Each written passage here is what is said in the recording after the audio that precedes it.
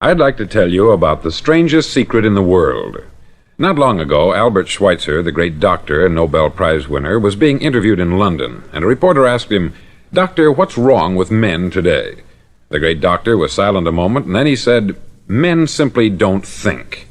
And it's about this that I want to talk with you. We live today in a golden age. This is an era that man has looked forward, dreamed of, and worked toward for thousands of years. But since it's here, we pretty well take it for granted. We in America are particularly fortunate to live in the richest land that ever existed on the face of the earth, a land of abundant opportunity for everyone. But do you know what happens? Let's take 100 men who start even at the age of 20.